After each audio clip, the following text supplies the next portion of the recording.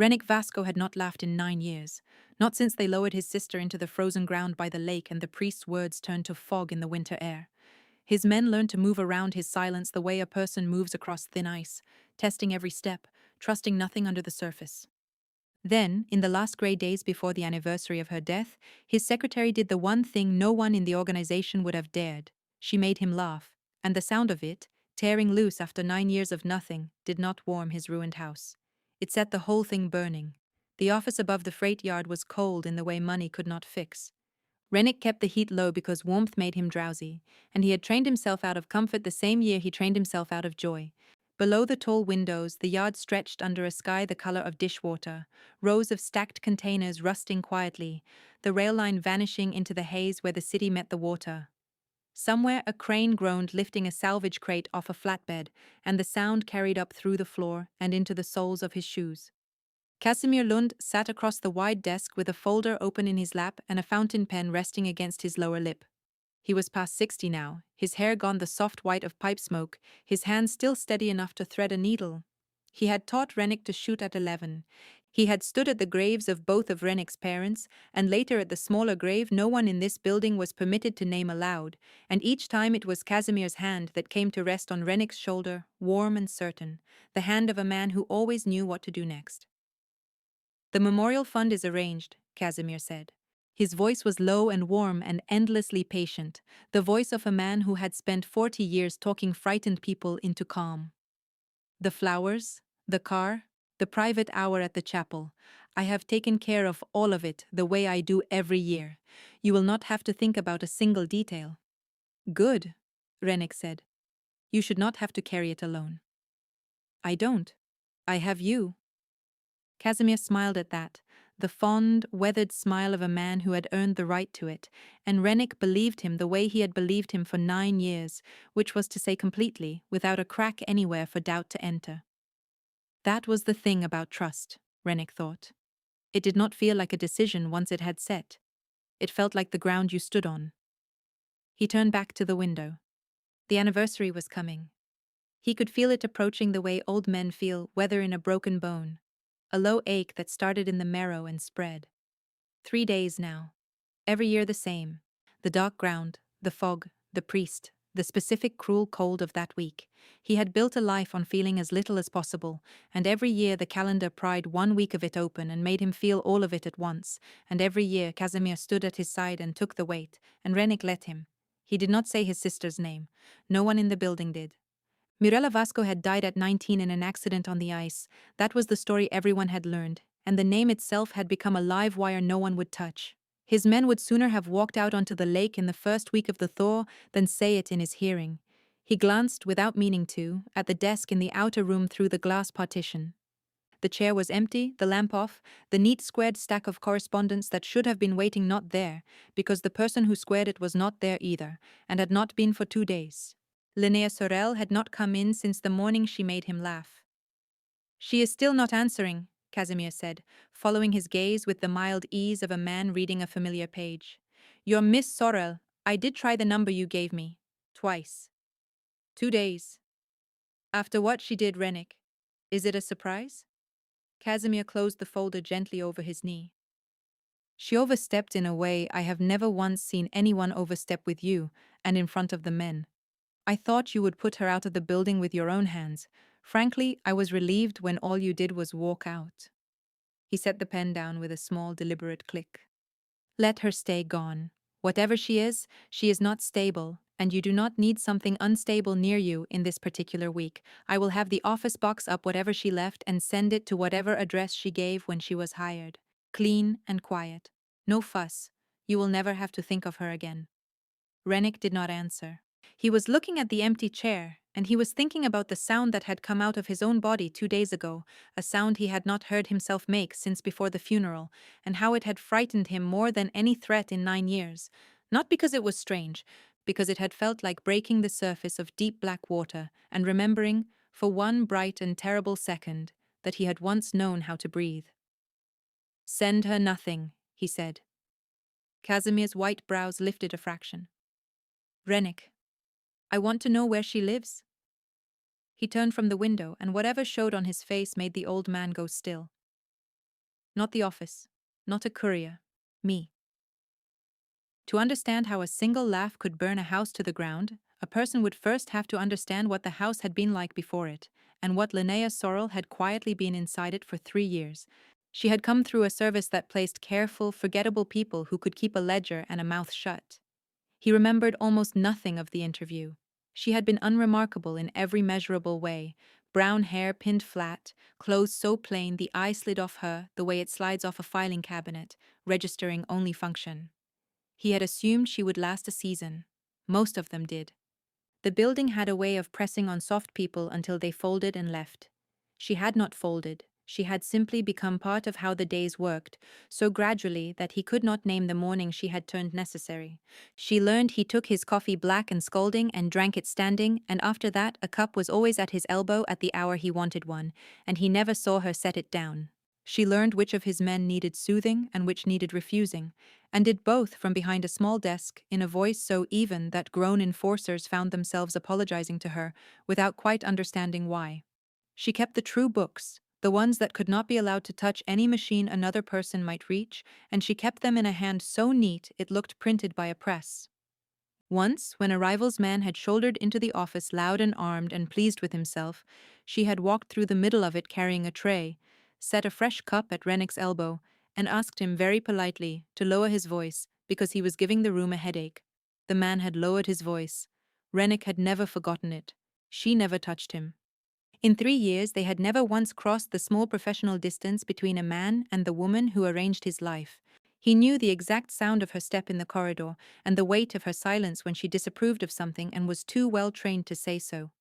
He did not know where she lived. He had never asked.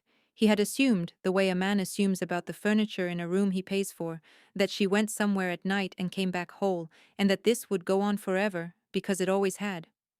And then, 2 days ago, in the worst week of the year, she had done the thing. The office had been like a held breath all that morning, the anniversary throwing its shadow forward across every desk, every man speaking in the flattened hospital, voices people use around the bereaved, even 9 years on.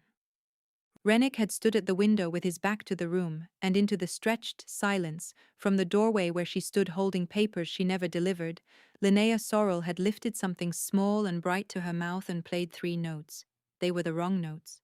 That was the whole point of them, 3 sour notes off a battered tin harmonica, honked and flat and deliberately terrible, a joke of a song, and the exact sound of a person murdering a lullaby on purpose to make somebody furious. Rennick had gone rigid at the glass, because only 2 people in the world had ever known that sound. When Mirella was small, she had found a harmonica in a kitchen drawer and discovered at once that she was hopeless at it, and rather than learn, she had made an art of playing worse, chasing her older brother room to room honking those same 3 ruined notes until he threatened to throw the thing in the lake, and she would grin and play them one more time, and every time without fail he had laughed. It had been theirs, a stupid, private, unrepeatable thing between a boy and his little sister, buried with her under the frozen ground 9 years ago, known to no living soul on the earth. And this quiet woman he barely troubled to look at had stood in his doorway and played it. The laugh had come up out of him before he could stop it, or shape it, or be afraid of it. Rough and cracked and long disused, a sound like a swollen door forced open after a hard winter. It had lasted only a moment. Then the horror arrived, cold and total, and the whole room froze, because they had heard their silent king make a sound none of them recognized, and Rennick had turned from the window and asked her, in a voice gone entirely to gravel, the only question that mattered. "How do you know that?" She had not answered. Her face, always so smooth and closed and useful, had come apart for one instant into something he had no name for, grief and terror and a strange fierce tenderness all at once. She had set the harmonica down on the corner of his desk with a small tin click that he would hear in his sleep for 2 nights running. And then she had gathered her coat and walked out of the building, and she had not come back. He had not gone after her. He had been too undone to move. And into that stillness, immediate and gentle and reasonable, had stepped Casimir, murmuring that the woman was plainly disturbed, that grief made cruel people of the weak, that she must have overheard some scrap of the old story and used it to wound him where he was softest, and that the kindest thing for everyone would be to let her go and never speak of it again. Rennick had almost believed it. That was what frightened him now, 2 days later, standing in the cold office with the empty chair in front of him. He had very nearly let the old man's warm voice smooth the whole thing over, the way that voice had smoothed over every hard edge in his life for 9 years. But the harmonica was still there on the corner of his desk where she had left it. He picked it up. The tin was worn soft at every edge from decades of handling, far older than any 3-year secretary, and scratched into the metal along one side, crude and deep, done by a child with a nail and a bad attitude, were 2 initials that were not Linnea's. He closed his hand around it until the metal bit into his palm. She had not overheard that joke somewhere. There was no somewhere to overhear it in. No living person could have told it to her, because the only two who had ever known it were himself and a girl, 9 years under the ice.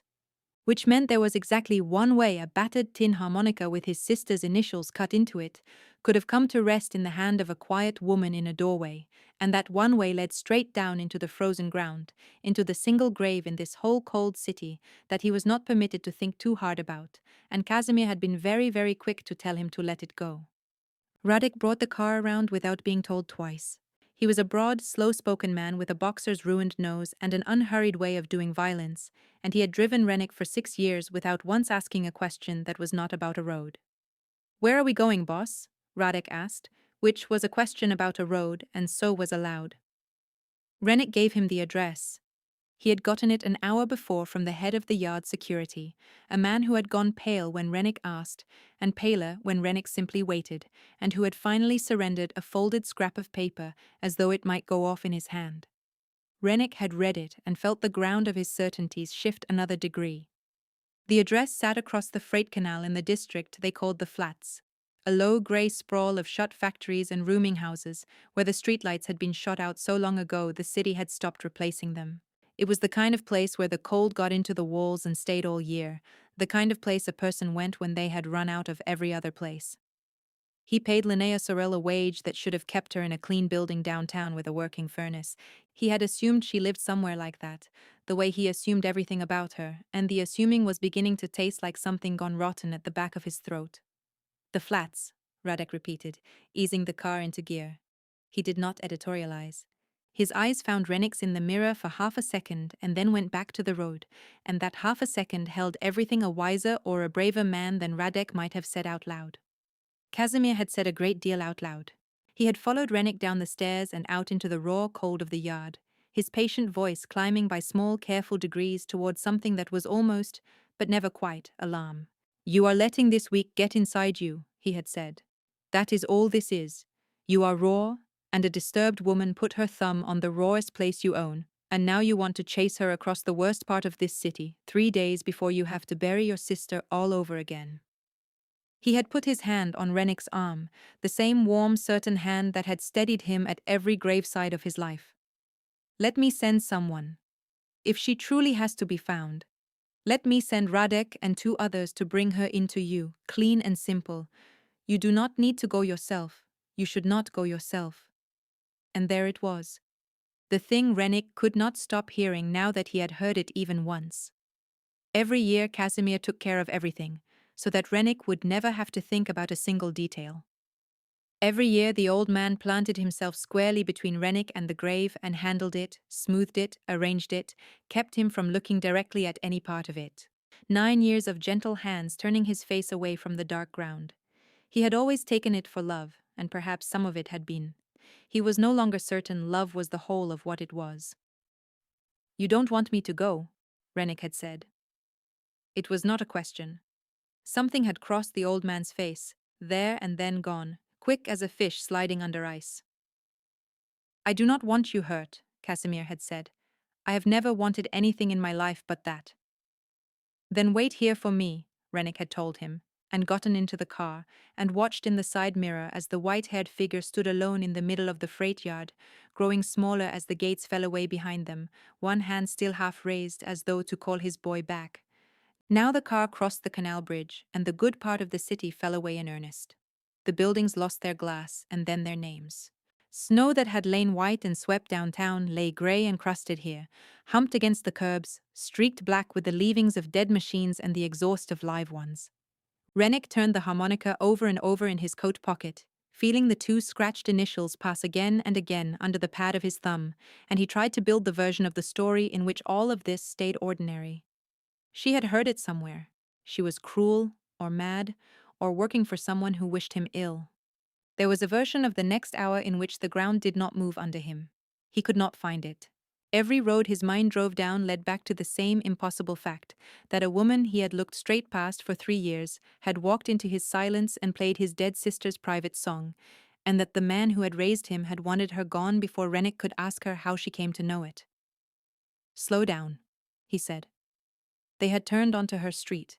The rooming house sat at the dead end of it, 4 stories of soot-dark brick leaning against its neighbors as if for warmth, its front step buried under a drift no one had bothered to clear all winter. Rennick's eyes traveled up the face of it, counting windows out of habit, and stopped. On the 4th floor, one window was broken, not cracked. Broken outward, the glass gone from the frame entirely, the curtain behind it torn loose and hanging out into the cold air like something reaching from inside the building for help that was not coming, and the front door of the house, at the top of that unshoveled step, stood open, not ajar against the wind, forced. The frame around the lock was splintered pale where the old paint had torn away, raw wood bright in the grey afternoon, and from the warm car Rennick could see plainly that someone had already come here and gone in ahead of him. "Stay with the car," Rennick said. "Watch the street. If anyone comes onto it that you don't like, you lean on the horn once and you don't stop leaning." Radek's jaw worked. He was looking at the forced door too. "Boss, if somebody's already up there, then I want them to have to come past you to leave." Rennick was out before Radek could argue, the cold taking him by the throat the instant his shoes hit the buried step. He did not run. He had learned a long time ago that running gave the body away, made noise, made a man arrive at a doorway breathless and stupid. He climbed the drift and put his shoulder to the open door and went in slow, one hand inside his coat. Fingers closed around the grip of the pistol he had carried since he was old enough to hold one without shaking. The stairwell smelled of cold iron and old cooking grease, and under both a low reek of damp and neglect. A single bulb burned on a bare wire at the first landing, and above it the shadows stacked floor on floor into a darkness the thin daylight could not reach. Paint hung off the walls in long, dead curls. Somewhere far above him a radio played thin and tinny, a voice reading out numbers that might have been the weather or the price of something, and closer than that a pipe in the wall ran water with a low, steady sound like a held breath. He went up. The stairs were old wood and they wanted badly to talk under his weight, and he kept them quiet the way he had been taught as a boy, walking the outermost edges of the treads where the boards were braced and would not give. 2nd floor, a child's drawing taped to a door, a yellow sun over a blue house. 3rd floor, a television laughing behind a wall to no one in this city. He passed it all and kept climbing, and the thing that worked on him hardest was not fear, it was the arithmetic he could not stop running. 3 years she had climbed these stairs. Every night, after arranging his empire down to the last decimal, she had crossed the canal back to this, to a shot-out bulb and a running pipe and a coal that got into the walls and stayed. And every single morning, she had come to him pressed and neat and even, with his coffee scalding and his books balanced, and she had let him go on believing she went home at night to somewhere with a doorman. He had been so grateful to be invisible to the rest of the world that it had never once occurred to him to wonder what it cost the one person he had made invisible every single day. 4th floor. The landing was narrow, and the cold up here was worse, a raw moving cold with a living edge, and Rennick understood the reason for it a heartbeat before he saw the proof. The broken window. The winter was coming freely into the building. Down the short hall, past a door hanging off one hinge that was not hers, was a second door, hers, and this one had been kicked so hard the frame had split from the wall and hung into the corridor with the lock still bolted uselessly through wood that no longer held anything. He stopped breathing without deciding to. He listened. No radio up here, no pipe. Only the wind pushing through the broken glass somewhere inside, and beneath it, so faint that he might have invented it, a small dragging sound. Fabric or paper, moving and stopping and moving again. Rennick drew the gun the rest of the way from his coat. He laid the flat of his free hand against the ruined door and pushed, and it swung inward on a room that had been turned entirely inside out. Everything she owned lay on the floor, and it was not much, and it had been made into less. A thin mattress dragged off its frame and slit down the middle, the gray stuffing pulled out in fistfuls. A wooden chair on its back with one leg wrenched loose. Drawers upended, their contents kicked into the baseboards, a scatter of papers gone soft where the snow had blown in through the broken window and begun quietly to melt into pulp. The cold in the room was the cold of the outdoors, and across the bare boards near the far wall, dark against the pale scuffed wood, catching what little grey light came through the ruined glass, was a long dark smear where something had dragged itself along the floor. The smear did not stop and it did not straighten. It dragged from the middle of the room where the worst of the searching had been done to the narrow gap between a dead cast iron radiator and the wall, the kind of mark a person leaves when they cannot stand and will not stop moving anyway, and Rennick followed it with the gun lowered and his heart in his throat, and he found her. Linnea Sorrell was wedged into the gap behind the dead radiator, her back flat to the wall and her knees drawn to her chest, made as small as a grown woman can make herself, far smaller than he had ever let himself notice. She wore a coat too thin for any heated room, let alone this one, and a scarf gone dark and stiff along one side. Her hair had come loose and hung in wet ropes against a face the exact color of the snow melting on her papers, a grey with no color left in it, her lips faintly blue at the edges. There was a raw mark above her ear where someone had put her head into something hard, and the whole side of her collar had gone dark and stiff from it, above a coat she had buttoned to the throat against a cold that was overcoming her by slow degrees while she sat in it refusing to give in. Her eyes were closed. Her arms were locked around a flat steel document box, held so hard against her chest that even now, 3 parts frozen and half out of her senses, her knuckles stood out white as bone through the grey skin. She was not clutching anything she could have sold or traded or run away on. She was holding the box the way a drowning mother holds the last dry thing above the water.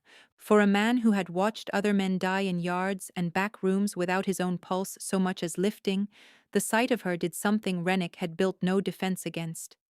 It went in low, under the armor, under the 9 trained years, and struck the exact place he had walled off so long ago he had forgotten it could be reached at all. He put the gun away without deciding to, and crossed the freezing room and went down on his knees in the melted snow and the wet of the floor, and did not feel the cold of it, and would not for hours. Linnea. His voice came out wrong, cracked wide open. He had said her name 1,000 times across the width of a desk, flat and functional, a name that meant a task about to be done. It did not sound like that now, not even a little. He reached for her and stopped, his hands hovering, suddenly afraid of every place on her he might touch. Linnea, look at me. Open your eyes and look at me. Her eyelids dragged themselves up. Her eyes, when at last they found him, were not sharp the way they always were. They were glassed and slow and swimming.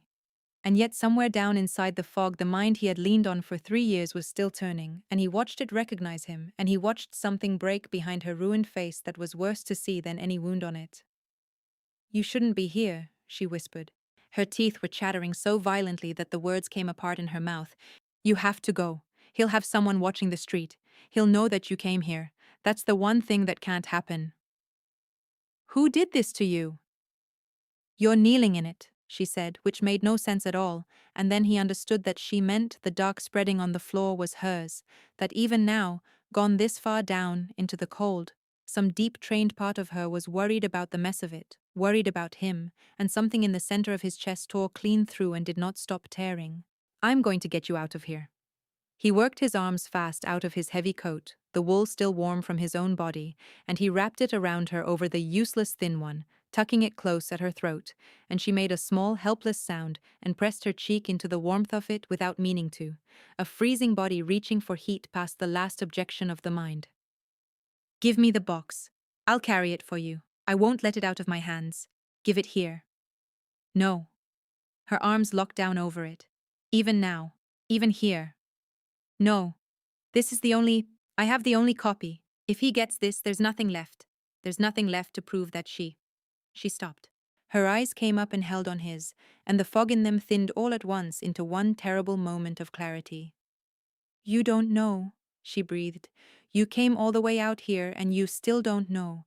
You still don't know what it is you've been standing in for 9 years.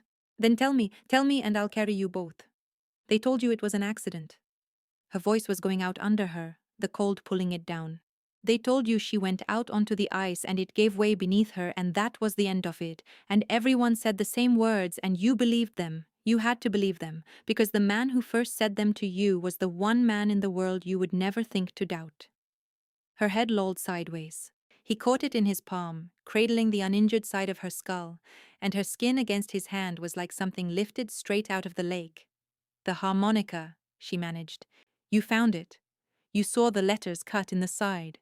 You already know whose it is. So ask yourself the only question left.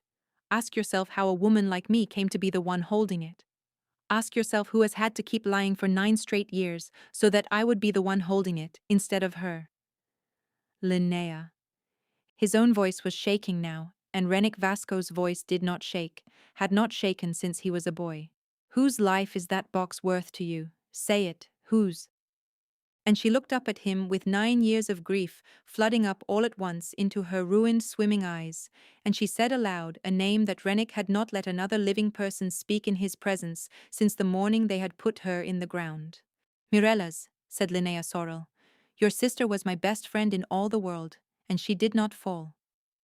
The room went very quiet then, quiet in the particular way the whole world goes quiet in the half-second after a thing has broken and before the sound of the breaking arrives. The wind moved in the empty window. The snow went on melting on the papers.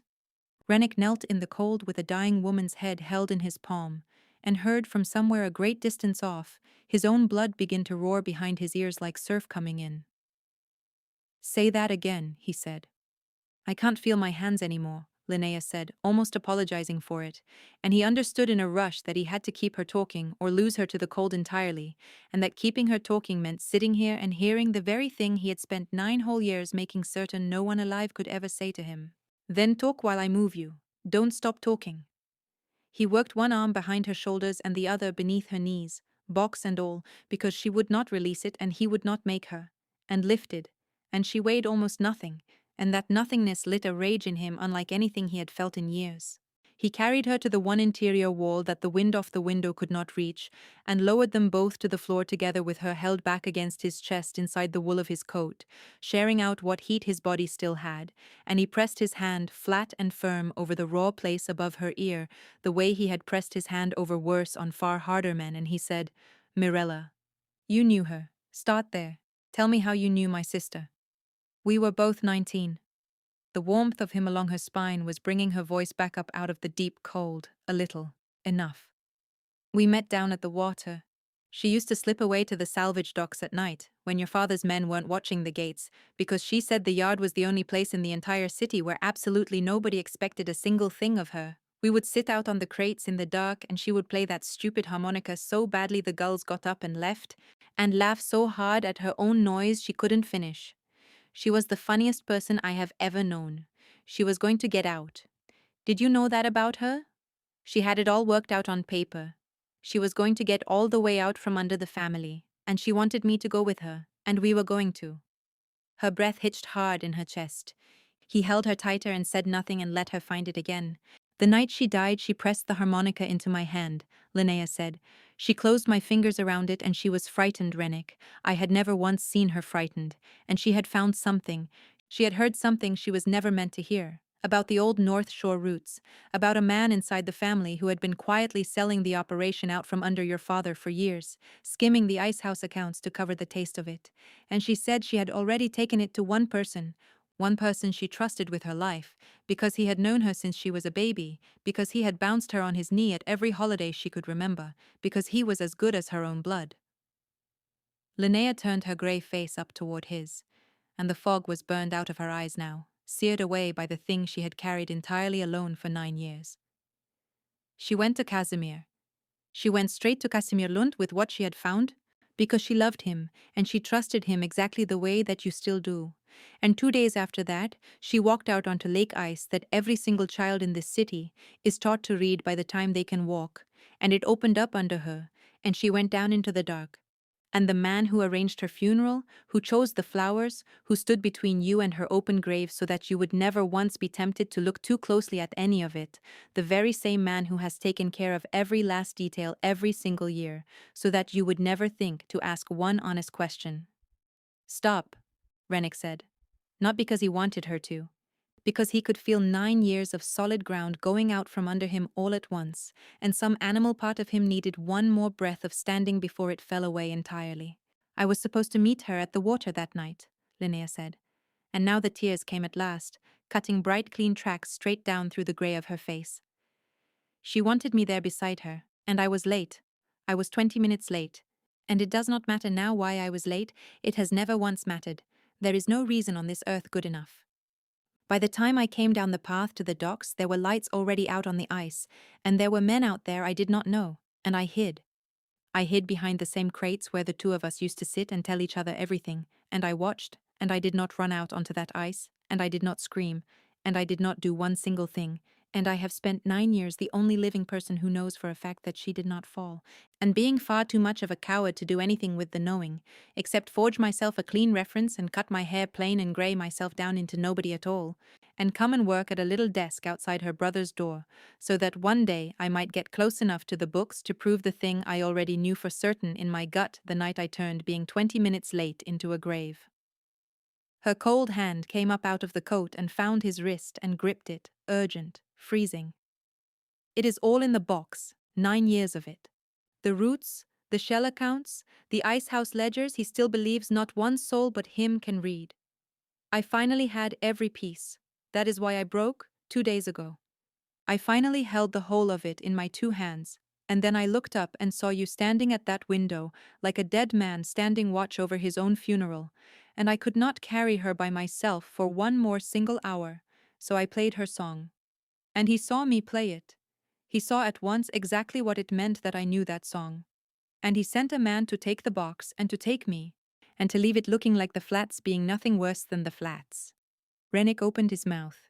He never did find out what he would have said, because from below them in the gutted building, faint but unmistakable through the broken floors, came the single, long, unbroken blast of a car horn that did not stop. And then boots, more than one man's boots, already inside the downstairs door and already coming up. Rennick moved before the sound of the boots had finished reaching him. He laid Linnea back against the wall as gently as haste allowed, and pressed the steel box down into her locked arms and put his mouth close to her ear. "Whatever you hear on the other side of this wall," he said, "you keep breathing, and you keep hold of that box, and nothing else in the world. Do you understand me?" She nodded against his hand. He rose and crossed the ruined room and set himself into the black mouth of the doorway with his back flat to the wall and the pistol held up alongside his own jaw, and he made himself, in the space of 2 breaths, back into the thing he had spent 9 years insisting to himself he was no longer. There were 2 of them coming up. He could hear them clearly now over the wind, the heavy, careless climb of men who believed the hard part of the night was already behind them, and this was only the clean-up. They were talking low as they came, one telling the other that the girl could not have crawled far, that she was surely still holed up in a stairwell somewhere close, and they had been fools not to finish the job the first time. They came up the last flight and out onto the 4th-floor landing, and the first one through the broken doorway was still turning his head toward the shattered window, when Rennick stepped out of the dark at his shoulder and took him. It was nothing like the way men picture it, fast and close and ugly and almost silent, the way real violence is when it is done by someone very good at it who takes no joy in being good at it. Rennick did not waste a round in that small space where the noise would have deafened all 3 of them. He used the gun as a weight and his shoulder as a wall, and the first man went down hard with a sound like a dropped sack, and the second had time to get out one word, the front half of a name, before Rennick was in on him too, and then the landing was quiet again but for the wind, and he stood over the 2 of them, heart going like a hammer, and his hands, for the first time in more years than he could count, entirely steady. He did not wait to see whether either of them would get up. He turned and went back through the doorway for her. "Radek," he called down the stairwell, low, and heard from far below the driver's voice come climbing up to him, rough with relief. "2 more went off out the back the second I hit the horn, boss. They're gone. They're not coming back tonight. The street's clear both ways. Is she alive up there? Bring the car right up onto the step." Rennick gathered Linnea up off the floor, box and coat and all, and she had gone quiet and slack again in a way he did not like at all, her head loose against his collarbone, her breath a thin, white, unspooling thread in the cold. He carried her down 4 flights of a building that had been trying all afternoon to kill her, out into a night that was ready to finish the work, and Radek had the rear door open and the heater roaring, and Rennick climbed into the back with her still against his chest and did not put her down and did not let go. The city ran backward past the glass, the flats giving way to the canal to the good streets at last to the long private drive. And Linnea drifted the whole way at the edge of the dark, surfacing now and then to say things that made no sense, and once to say, with perfect terrible clarity, "I'm sorry I was late," to someone who was not in the car, someone 9 years under the lake, and Rennick only held her tighter and said nothing, because there was nothing a living man could say to that. His own house, when they reached it, sickened him. He had never in his life seen it the way he saw it now, coming up the dark drive with her frozen weight against him. It was beautiful, and it was dead. Every room in it had been arranged by people Casimir paid, all warm lamplight and old wood, and the clean scent of beeswax, a house built with great care to look exactly like comfort, by a man who had made very sure Rennick would never actually feel any. He had lived 9 years inside a stage set. The only real thing that had happened to him in all that time was a freezing room in the flats, and a woman who weighed nothing at all, and had been carrying his sister the whole while, alone, at a little desk outside his door. Dr. Ostro was already in the lit doorway, sleeves pushed up, bag open at his feet, and he took one look at what Rennick was carrying, and stopped asking his questions before he had started them. They laid her down in the nearest bed. Ostro's hands moved fast and sure, warm fluids and warm blankets and a small light across her eyes, low, quick words about her core temperature and the wound above her ear, and how near the cold had already come. Rennick stood at the foot of the bed with his ruined coat over his arm and made himself watch every moment of it, because looking away had been Casimir's great gift to him for 9 years, and he was finished, as of tonight, accepting gifts from that hand. She held on because she decided to, Ostro said at last, quietly, drawing a clean blanket up to her chin. I will be honest with you. Another hour in that room and she would not have. Whatever is in that box, Rennick, she chose it over her own life tonight, and she very nearly lost the argument doing it. He glanced down at the steel box, which even now sat on the coverlet, within easy reach of her slack hand. I will stay the night in the next room. Do not wake her. Let her sleep as long as her body will take. Rennick nodded. He did not sit. He stood over her a long time, watching the color come back into her face by the slowest of degrees, watching the blue leave the edges of her lips. And he thought about 2 initials cut into old tin, and 3 wrong notes played in a doorway, and 9 years of one warm, certain hand resting, gently, always, on his shoulder. His phone rang in his pocket. He knew who it was before he looked. He looked anyway. The name lit on the screen was Casimir Lund, and when Rennick lifted it to his ear, the old man's voice poured through it soft and worried, and brimming with love. There you are. Thank God. I have been sick half to death over you. Did you find her? Are you hurt anywhere? Rennick, tell me at once that you are not hurt. For a moment, Rennick could not make himself speak. He stood in the warm, dead house with the phone against his ear, and the voice of the man who had raised him pouring its worry down the line, and every good memory he owned turned itself quietly over and showed him its other, colder face. The hand on his shoulder at his father's grave. The hand on his shoulder at his mother's grave. The hand on his shoulder at the small grave, steadying him, steering him, guiding him gently away from the edge, and all the while belonging to a man who had known to the inch how she went down into that ground, because he was the one who sent her there. I found her, Rennick said. And is she? A delicate pause, beautifully judged, weighed out to the gram. Rennick, is she alive? I ask only because if she is alive, and if she is talking to you, then you have to understand that she will say anything at all. Grief and guilt together will build a person the most terrible and convincing stories. I only worry over what poison she has had the chance to pour into your ear while you were alone with her. There it was, even now. Still steering.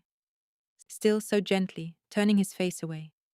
Rennick looked down at Linnea, asleep at last with the box beneath her hand, and he understood with perfect cold clarity that if he said one wrong word down this line, the old man would run, tonight, and that men who run are hard to find and far harder to make answer for anything.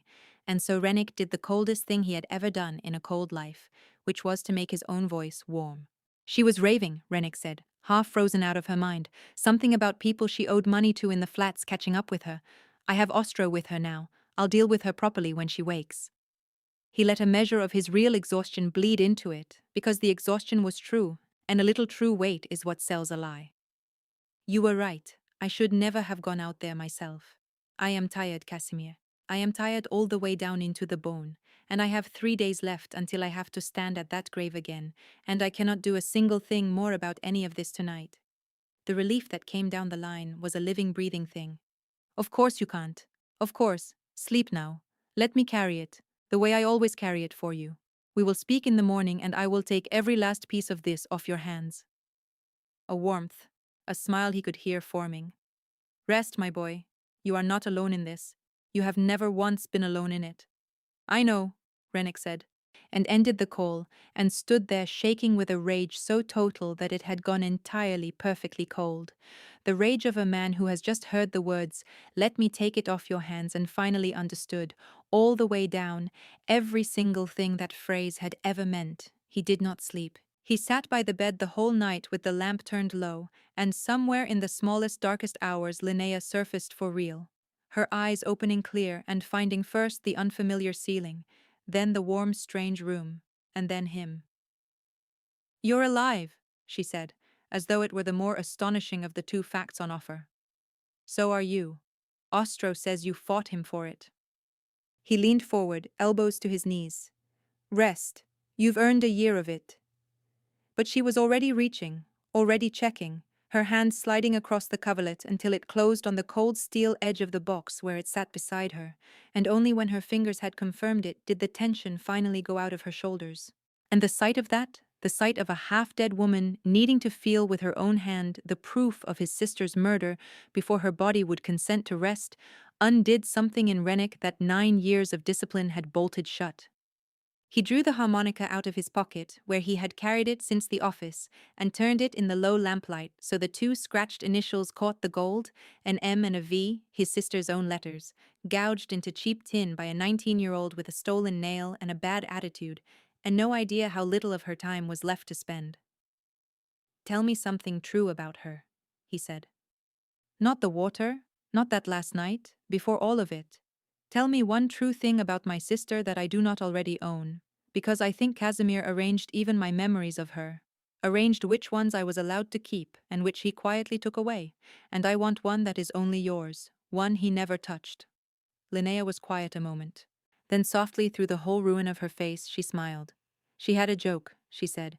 "One single joke. It was the worst joke I have heard in the entire course of my life, and she told it constantly. She told it to total strangers. She told it to your father's most terrifying men, and it never once landed, not one time in all the years I knew her, and that was the entire glory of it to her. She used to say that a joke that works is only information, but a joke that dies where it stands is a performance." Linnea's eyes were wet and bright and very much alive. "You want to hear it. I promise you that you are not going to like it. Tell me." "Why did the salvage diver," Linnea said, and her voice cracked and then steadied itself, "give up the business?" A small breath. "Because every single day he found himself sinking a little lower. It was terrible. It was genuinely, catastrophically, gloriously terrible. The kind of joke that is a personal insult to the whole idea of jokes, and it was so exactly, so wholly, so unmistakably her, a thing he had not remembered in 9 years, and now remembered all at once and entire, the sight of her grinning at him across a warm kitchen at 19, hugely delighted with her own awfulness, waiting for the groan she loved more than any laugh, that the sound came up out of Rennick Vasco before he could stop it, or shape it, or be afraid of what it was. He laughed. It was not the cracked and broken thing that had escaped him in the office 2 days before. It was worse than that, and it was far better. It came up out of 9 years of frozen ground, and halfway out of him it turned into something else, and then he was not laughing at all, he was weeping, folded over his own knees with his sister's harmonica shut in his fist and his forehead nearly to the blanket. 9 years of a grief he had been quietly, expertly forbidden to feel, because to feel it might have led him at last to the one question no one had ever wanted him to ask. And Linnea Sorrel, who could barely lift her own bandaged head from the pillow, reached across the space between them and put her hand into his hair, and held the back of his skull the way you hold a thing that is finally, after far too long, allowed to break, and did not once tell him to stop. He did not know how long it lasted. When it was over, he was on his knees beside the bed with her hand still in his hair, and he felt scoured out, hollowed clean, emptied of something that had been rotting in him for the better part of a decade, and for the first time since the morning they lowered her into the ground, he felt entirely awake. "He took 9 years from me," Rennick said. His voice had changed. Something underneath it had set hard, like water turning at last to ice. He took her from me, and then he took my grief for her, and he stood in the empty place where both of them used to be, and he called what he was doing love, and I thanked him for it. Every year, I thanked him. He lifted his head and looked at her. That's finished now. All of it. Tonight it ends. By first grey light, Linnea could sit up, and by full morning she could not be kept from the box, and Rennick had given up trying. He had food brought that she barely touched, and coffee that she drank all of, and together they spread 9 years of her patient secret work across the bed and the floor. And sheet by sheet, in her rough, recovering voice, he learned exactly how thoroughly and for how long he had been robbed. She had understood the icehouse accounts the way no one else alive did, because no one else had spent 3 years pretending to be office furniture in order to read them from the inside. She walked him through it, and Rennick, who had built his reputation on missing nothing, saw how patiently and how completely he had been steered around the truth of his own house. The old salvage routes along the North Shore that had somehow never earned what they plainly should have, because a slow, steady bleed had been quietly drawn off the top of them for the better part of 2 decades, long before Mirella ever found the thread, long before Rennick was ever the man in the chair at all. Casimir had been robbing the family since Rennick's father wore the crown, and Mirella, 19 and quick and doomed, had simply been the first Vasco sharp enough and unguarded enough to find the loose seam in it, and trusting enough to carry what she found to the worst possible man for help. He's not finished, Linnea said. She had a single page in her hand, and her jaw had gone tight over it. Look at these last entries. These are new. These are all from this month. Rennick took the page from her. The figures ranked down, it were not the old slow bleed he had just been taught to read. They were a liquidation. Someone was pulling the entire value out of the North Shore operation all at once, converting the family's slow, steady stolen river into something that could be folded up and carried out of the city in a single case, and doing it fast, doing it right now, in the very same week that the one woman who could read the accounts had suddenly and inconveniently become a problem to be solved. He's running, Rennick said. He's selling. Linnea pulled a second sheet free and laid it down beside the first and tapped a name written out in Casimir's own careful, familiar hand. Halvard Crane. He's a buyer out of the lake cities away to the east. He launders money through freight and salvage, and he has never in his life touched a thing he couldn't make vanish inside of a week. Casimir isn't only skimming anymore, Rennick. He is selling the entire North Shore book to Crane, all of it. The routes, the icehouse, the accounts, and the moment Crane owns the paper, none of this in my hands proves anything, because it stops being a crime and becomes the ordinary purchase of assets that were always Crane's on paper. Her hand had begun to shake, and not from the cold this time. The physical ledgers, the originals, the only things a court or a family council would ever believe, he keeps in the icehouse. He keeps them there precisely because it is the one place in this whole city you will never go. And he has always known it, and the handoff to Crane is set for first light tomorrow morning. If those originals leave in Crane's case, or worse, if Casimir simply feeds them into a fire once the sale is clean and done, then I did every bit of this for nothing. 9 years for nothing. And she stays an accident on the ice forever. She said it flatly, drained, and Rennick heard clearly the thing that lay underneath the flatness, the real terror, the same one he had seen naked in her eyes in the freezing room. It was not fear of Casimir, and it was not fear of dying. It was the fear that had driven her into 3 years of being no one at all, the bone-deep certainty that after everything she had given she would still turn out to be useless, that she would arrive 20 minutes too late to the water one more time, and Mirella would go down again into the same black cold and stay there forever, because Linnea, when it counted, had not been enough. Hey, look at me. He took the trembling page gently out of her hand and set it aside, and closed his own hand over both of hers. You listen to me now. You are not late. Do you hear the words I am saying to you?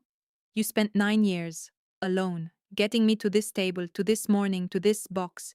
You are not late for one single thing. Her eyes filled. She held it. She did not let it fall. We go tonight, Rennick said. Before first light, before Crane's car is ever within a mile of that shore. It is my ice house, Linnea. It was my father's before me. I know every door in that building that Casimir believes I have never once opened. We take the originals out from under him, and then I take him, out on the ice itself if it comes to that, in the exact place where he took her. He was already up, already moving, the cold, clean machine of him coming awake, all the way for the first time in 9 years. Radek, get on the phone. I want the men who were loyal to my father, and only those men, the ones who have never taken so much as a cold coin from Casimir Lund. Suppressed weapons only. No one who has drawn Casimir's pay in 9 years comes within a mile of that lake tonight. Then he turned back to the bed, and the machine in him hit the one obstacle it had not planned for, which was her already swinging her bandaged legs down off the mattress. You are not coming, he said. I know that building's paper better than you know its doors, she said. You need me there. I need you here. He crossed to her and crouched down so that they were level, so that she could not look anywhere but at him. Listen to me, because this is the truth and not a kindness. If tonight goes wrong, if he burns it, if his men are waiting for us, then the only thing on this earth that still proves what he did to her is that box. And the safest place in this city for that box is here, in this house, behind my walls, behind my men, with the one person alive who can actually read what's inside it sitting on top of it. That is not me keeping you out of it. That is me handing you the single most important part of it. You held her for 9 years. Hold her one more night. Let me be the one who's 20 minutes early for once to that water. She looked at him for a long moment, and he watched her understand that he had reached straight into her worst fear and turned it carefully into a post she could hold. Slowly she nodded.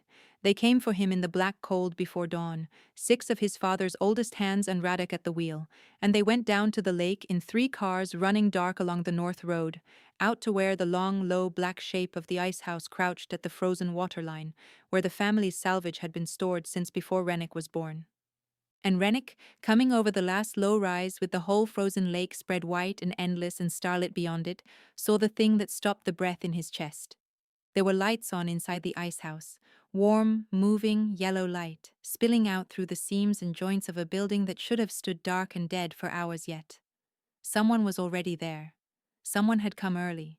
They went in on foot over the last stretch, keeping low to the black lee of the stacked salvage, past the very crates where Rennick and Mirella had hidden as children, where Linnea had hidden alone 9 years ago and watched the lights move out on the ice and had not screamed. The cold off the frozen lake was a solid thing, a wall a man had to push through. Rennick sent his father's men wide toward the great loading doors and took Radek and the near entrance himself, the side door with the broken latch that Casimir believed no living person but himself remembered, and eased it open onto the vast cold cathedral dock of the ice house. It was a cathedral of old wrong, salvage stacked 40 feet up into the black crates and anchor chain, and the rusted bones of machines dragged off the lake bottom across 100 hard winters. And in the cleared center of it, under a single work lamp, at a long steel table, stood Casimir Lund, a strongbox open in front of him, feeding pages one sheet at a time into a fire already burning in an old salvage drum at his side. He was not waiting for Crane. He had never once meant to sell to Crane. Crane was only the clean story he had built for anyone who came looking afterward. A clean buyer, a clean transaction, a paper trail that led nowhere. Casimir was burning it, all of it. Every original, erasing 2 decades of theft and 1 murder in the one place in the entire city that no one would ever think to search, and he was doing it slowly, calmly, at his own unhurried pace, an old man tidying away the last untidy corner of a long life, because he believed with the whole of his certain heart that he still had all the time he needed, and a broken, grieving boy who would never in 1,000 years think to come out here. You always did keep a fire too high, Rennick said, and stepped out into the light. Casimir did not startle. That was the terrible thing. That was the last piece of proof Rennick had not quite let himself need. A surprised man drops what is in his hands. Casimir only stopped, the page he held hovering above the flame, and looked across the cold cathedral at the boy he had raised from a child, and then let the page fall on into the fire, because there was no longer the smallest point in pretending to either of them that it was nothing. You are supposed to be asleep, Casimir said, gently, sadly, as though Rennick had gone and disappointed him in some small domestic way. I told you to rest. I have spent 9 years telling you to rest, and you never once listen. Say her name. The old man's face did something complicated and slow. Rennick. You have arranged her funeral 9 times over. You have chosen her flowers 9 times. You have stood at that grave beside me every year and never once, in 9 years, said it. Say it now. Say it to me, here, in this place. Rennick's gun was not yet raised. He wanted, with a desperation that shamed him, for it to stay unraised. He wanted, for one more breath of air, the impossible thing, some word the old man might yet say that would put the ground back under his feet. Say, Marilla. She was going to burn the whole house down. The gentleness cracked clean across, and what came up through the crack underneath it was not warm at all, had perhaps never once been warm. A cold, clean, bottomless self-regard that had worn warmth over itself like a good coat for 40 years. You want her name? Then here is the truth that stands behind her name. She was a clever, reckless child who found one loose thread and could not leave it alone, and if she had pulled it the way she meant to, the whole family would have come apart inside a single season. Your father's name, the roots, every man who ever worked for us, you, exposed and ruined most of all. I did not do it for the money, Rennick. I took the money because I had long since earned it twice over, but what I did out on that ice, I did for you, to keep the house whole, to keep you standing. I gave you 9 years of peace you would never otherwise have had. I stood between you and a grief that would have swallowed you alive, and I carried it in your place every year so that you would never have to, and now you stand there and call the whole of it theft. His eyes had gone wet and furious and utterly, horribly sincere, which was the very worst thing that Rennick had ever seen on a human face. I loved you as my own son. I love you still, this moment standing here. Put the gun away and let me finish what I am doing. And we need never speak one word of this again. And I will go on taking care of every last detail exactly the way I always have. And there it was, one final time, the same warm, certain hand, reaching out across the cold air to turn his boy's face gently away from the ground. No, Rennick said. He did not feel his own hand come up. He heard the harmonica shift in his coat pocket as he moved, a small tin sound, 3 notes worth of the only true thing left standing in the whole building. And he thought of a girl of 19 telling a terrible joke to men who would not laugh, and of a woman half frozen behind a dead radiator who had never once in 9 years stopped trying to carry her home. Casimir reached, and not for mercy. He reached for the strongbox, for the last unburned pages inside it, still trying even now, even at the very end, to keep control of the record of what he was, and Rennick fired. The old man folded down against the edge of the steel table and went still, and slid from it to the cold stone floor, and the pages he had been reaching for scattered white across the ground all around him, saved. The fire popped and settled in the salvage drum. Far out on the black lake the ice groaned and shifted, the way it had groaned 9 years ago, the way it always would. Rennick knelt and gathered the scattered originals with hands that did not shake, every last sheet, every proof, and he did not once look at the old man's face while he did it, and when Radek came quiet to his side and said, "Lo, boss, Crane's car's just turned onto the north road. He's come early too." Rennick stood and put the pages inside his coat, flat against his chest where the harmonica already lay, and said, "Leave 4 men on the shore. Turn Crane back at the road. Tell him the seller is dead and the man who holds the paper now will see him at the house at dawn. I have something I want to say to his face."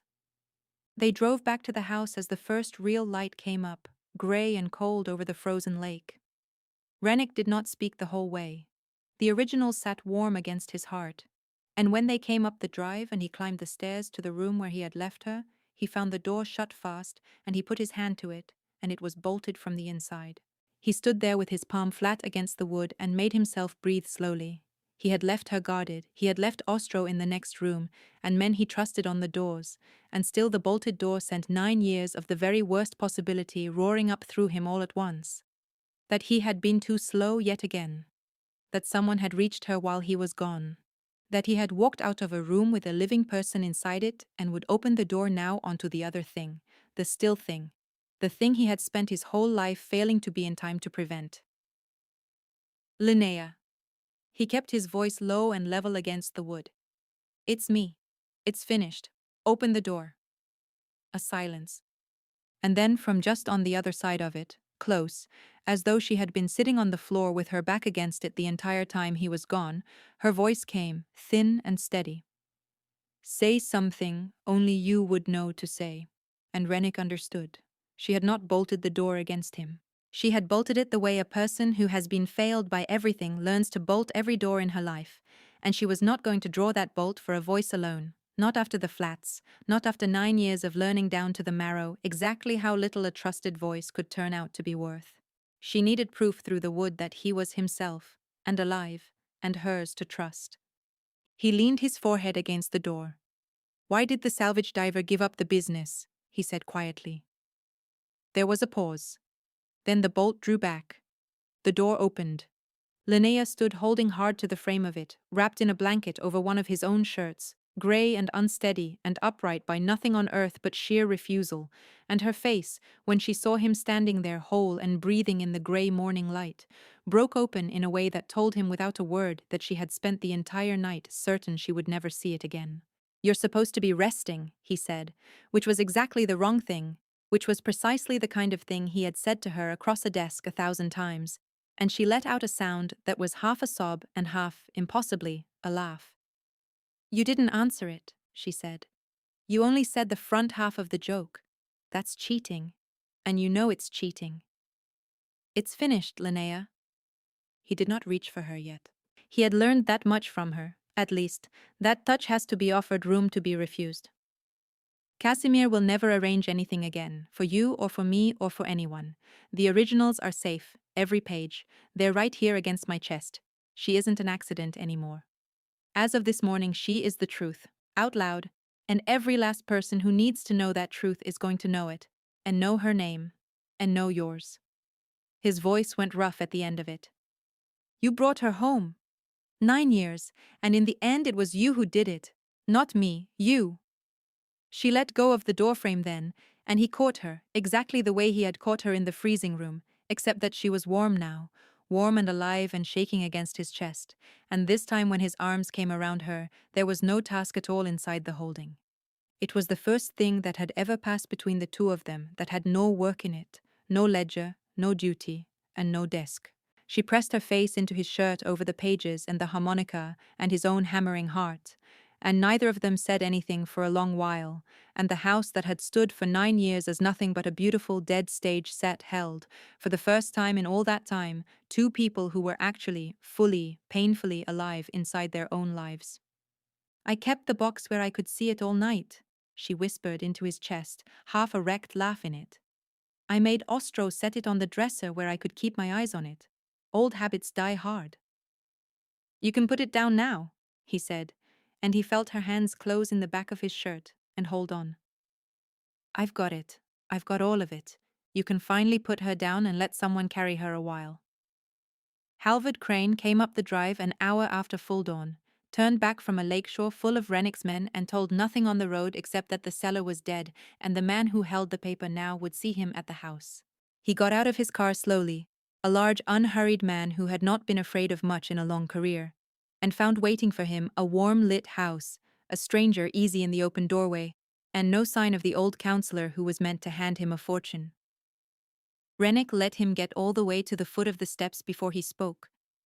He had the originals in his hand now, the book Crane had driven through the night to launder into legitimacy, and he watched the buyer's face take it in, degree by slow degree, that whatever he had been promised, the ground beneath it was already gone. Casimir Lund is dead, Rennick said, without heat, without any particular emphasis at all. He spent 19 years selling you paper he stole from my family, and he meant to sell it one last time dressed up as clean and lawful assets. What that makes you, when a judge and a family council see what I am holding laid out in order, is a man who knowingly paid to help bury a murder. And they will see it, all of it, the day you or anyone carrying your money is ever again seen within sight of my lake. He came down the steps slowly, and Crane, who had not stepped back from a man in 20 years, took a step back toward his car. So go home. Drive back east and tell the lake cities that the North Shore is not for sale, that it is not for moving through, that it is not for so much as touching, and when they ask you why, you tell them the name. I want them to hear the name, and I want them to remember it. The name is Mirella Vasco. He watched the two words land, watched a hard old buyer who had never in his life heard them flinch back from the sudden weight they carried. She was my sister. She is the reason not one of you will ever again do a day of business in this city. Now get off my drive. Crane went. Rennick stood in the cold and watched the taillights all the way down the drive and out to the road, and found that he felt nothing at all about the man, which was correct, because the man had never mattered. Only the name had mattered. He had said it out loud now, to a stranger, in plain daylight, and the sky had not come down. He turned and went back into the house. In the weeks that followed, everything changed, and almost nothing looked as though it had. The truth moved through the family the quiet, underground way such truths move, and the loyalty Casimir had cultivated over 4 decades curdled where it stood and reset itself, slowly, around the man who had dug up what the old counselor buried. The North Shore accounts, scrubbed of 19 years of quiet bleeding, came honestly alive for the first time in Rennick's memory, and he had Mirella moved. He took her up out of the modest plot Casimir had chosen for her and out from under the tasteful stone Casimir had picked, and he buried her again, properly, with his own hands in the work of it, beneath a marker that carried her name cut a foot high where anyone in the city might come and read it, and he stood at the new grave in the thin early light of the coming spring, and did not permit one single detail of it to be arranged by another living soul. Linnea stood at his side, steady on her feet by then, the wound above her ear gone to a thin pale line beneath her hair. The terrible grey burned out of her at last. The plainness she had worn for 3 years revealed for the disguise it always was, a thing she had put on to survive and no longer needed to wear. She had tried, once, in the first raw week, to talk her way back toward the desk, the books, the accounts, staying useful, and Rennick had taken the ledger gently out of her hands and told her the only book he needed her to keep now was the one in which the two of them decided together, as equals, what the family would become, and she had gone very quiet, and then, after a while, nodded. They did not rush the rest of it. 9 years had taught them both, separately, what happens when you arrive 20 minutes too late to the water, and what happens when you cannot make yourself say the true thing in time, and so they said the true thing slowly now, and let the small, hard distance that had stood for 3 years between them close at its own pace. And, in time, it closed. On the day it was finished, the day the new stone was set, Rennick drew the harmonica out of his coat one last time and knelt and set it down against the base of the marker, in the new spring grass, where it plainly belonged. And then he changed his mind.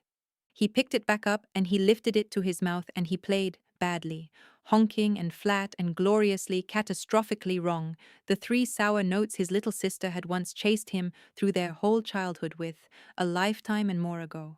The gulls did not get up and leave, the sky did not come down. And beside him, in the pale spring light, Linnea Sorrel began to laugh, and then, helplessly, so did he, the two of them laughing like a pair of fools at the side of a grave over the worst harmonica playing in the entire history of the lake. And it was not a betrayal of the grief, and it was not the end of the grief either. It was the sound that grief finally makes when it is at long last allowed to turn into love. He had not laughed in 9 years. He intended to spend the whole of the rest of his life making up the difference. If a story about the quiet ones, the overlooked ones, the ones who carry the entire weight of a thing while everybody around them looks straight through them, is the kind of story that stays with you, then you already understand why this one landed the way it did. Rennick Vasco commanded an entire empire and never once saw the single person holding it upright until grief and a terrible joke and a battered tin harmonica finally forced him to look. If Linnea's 9 years of buried loyalty moved you, if you felt something crack open in your chest when that bolt drew back and the door came open, then do the one thing that helps quiet stories like this: find the people who need them. Tap the like button, subscribe for more slow-burning tales of loyalty, grief, and the long road to revenge, and tell me in the comments the exact moment you first knew that Casimir was going to answer for what he did. I read everyone. I will see you in the next story.